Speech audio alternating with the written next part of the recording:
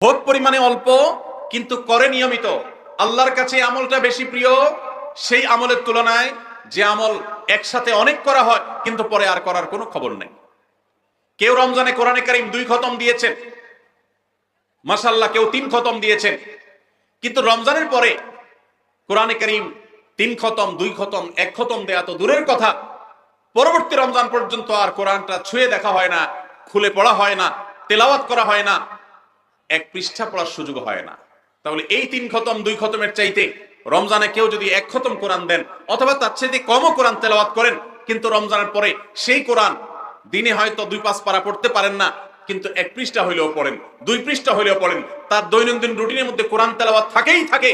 আল্লাহর কাছে ওই 3 খতম দেওয়া কোরআন তেলাওয়াতকারীর চাইতে মাত্র 10 পারা কোরআন তেলাওয়াত করেছেন যিনি রমজানে, কিন্তু রমজানের পরেও সেটাকে ধরে রেখেছেন পরিমাণে অল্প হলেও, আল্লাহর কাছে এই দ্বিতীয় ব্যক্তি অনেক বেশি শ্রেয় এবং